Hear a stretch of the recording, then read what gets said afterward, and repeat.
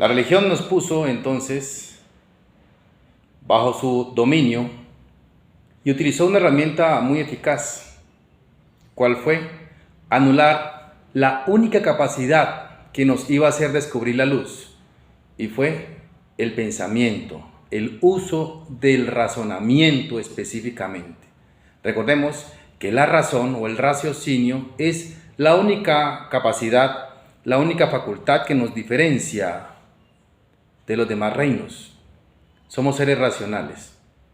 Pero el sistema religioso, político, o politiquero mejor, acabó con esa actividad racional en el hombre.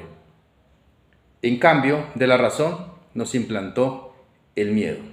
Consecuencia de ello, nos volvimos adoradores, nos volvimos idólatras, nos volvimos creyentes y no abandonamos esa fase de la creencia, esa creencia que simplemente es un efecto de ese aspecto gradual sensible que nos conducen a un mayor o un menor estado de pureza.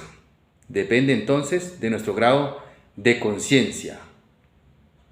Los invito entonces a despertar, a poder sacudirnos, a dejar de creer en todos esos dioses, a dejar de estar pensando lo impensable y más bien conocernos a nosotros mismos, desmitificando todos esos tipos de pensamientos que nos infunden miedo. Miedo de la vida, miedo de la muerte, miedo del bien, miedo del mal. Bueno, una cosa es cierta. La mentira siempre se impuso a través del terror, del horror, del castigo, del dolor. La verdad simplemente llegará por amor. Estamos entonces preparados, estamos entonces dedicados a estudiar todos los principios científicos y poder desmitificar, por ejemplo, la existencia de un Dios cristiano, la existencia de un Dios católico. En cambio, el reconocimiento de otros elementos importantes como el espíritu, importantes como la evolución del espíritu en el universo, importante como las leyes del universo, importante como reconocer lo que es el amor, importante como identificar los procesos naturales del espíritu en el mundo y el universo, a través de los distintos mundos, la reencarnación, el fenómeno de sensibilización de la materia, el orden, la creación y las diferentes leyes que nos encontramos en este proceso evolutivo. Estamos dispuestos entonces a aclarar y a difundir, porque es nuestra función en un acto de fraternidad universal. Todos esos elementos que a usted o a ustedes les infunden temor, por ejemplo, la muerte, que ya hemos aclarado que no existe, que es una etapa simplemente de un cambio de estado, o un Dios esperándonos en el otro lado para juzgarnos. Bueno, ya con la muerte pues se acaba el concepto de Dios, porque la vida es eterna y continuada. Los invito entonces a que sigamos muy de cerca este tipo de conceptos que ustedes han vivido, que ustedes han sentido en el caso, por ejemplo, de las facultades mediumnímicas, esos sueños, esos principios de evidencia, esos sentimientos suyos, esas experiencias que ustedes han tenido, han escuchado, han visto, han sentido y que piensan que obedecen a cuestiones de desequilibrio mental. No, son el inicio de facultades mediunímicas y cada vez en el mundo se van a presentar más y más espíritus con facultades. Los niños, por ejemplo, en su primera fase de nacimiento y de adaptación al mundo, muestran sus facultades mediunímicas y se comunican y pueden percibir a otros espíritus como nosotros, pero en estado libre o de desdoblamiento. Y entonces tienen esa cercanía y nosotros simplemente pues observamos cómo los bebés, cómo los niños pues se comunican o observan porque algo les llama la atención. Esa es su capacidad, esa es su sensibilidad, su pureza, su transparencia, que pues poco a poco seguramente en la mala educación se va volviendo opaco.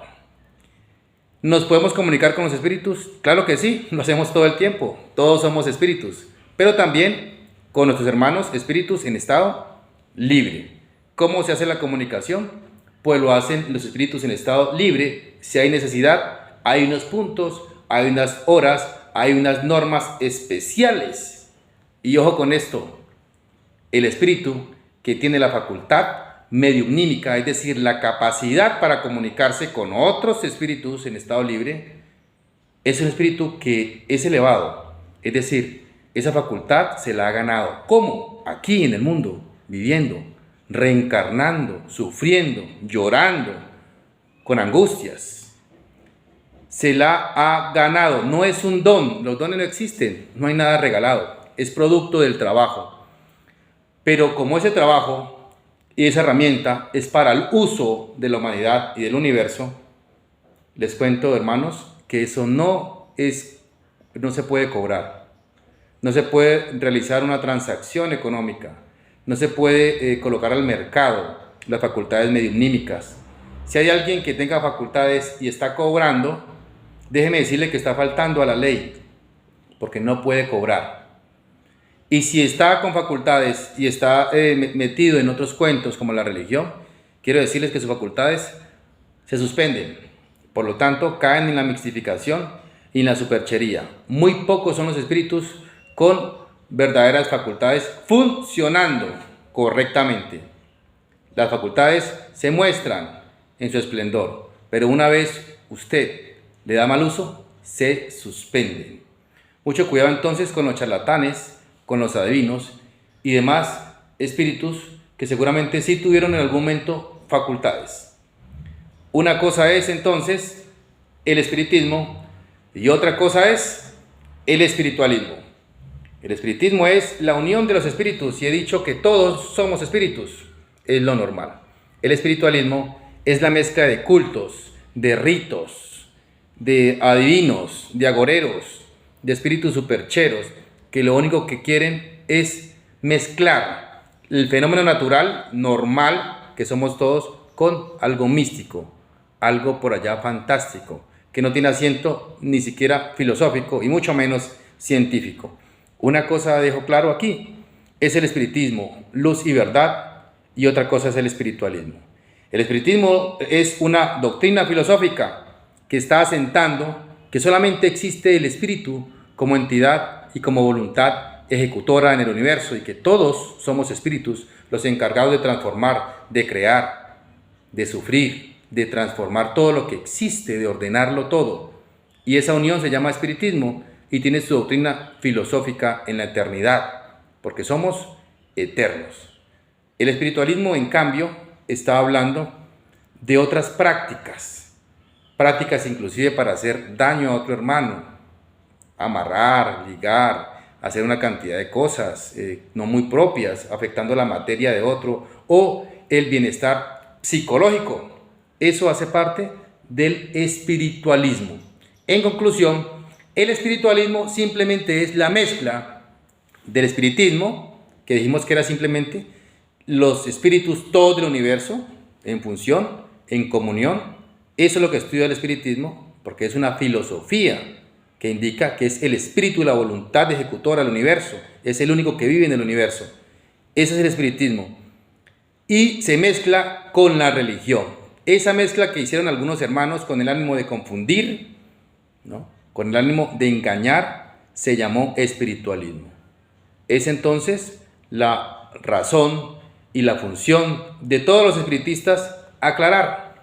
Nace o se introduce más claramente en el siglo XIX a través de Allan Kardec, más conocido como Hipólito Rivail de Nizar.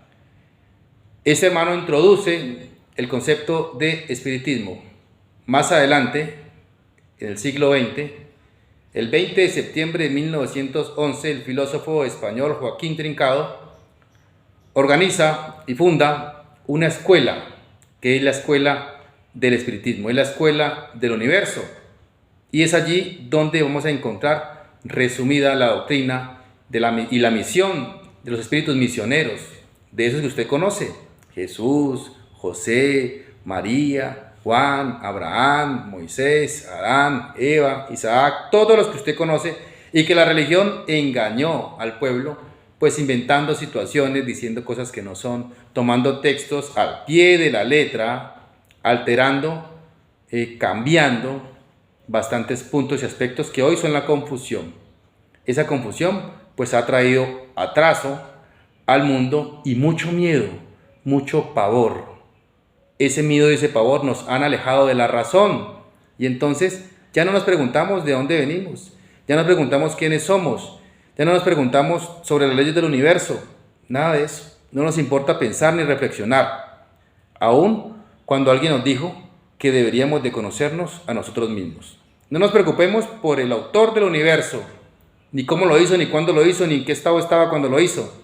Preocupémonos por nosotros, que conociéndonos a nosotros mismos, vamos a conocer indefectiblemente el universo.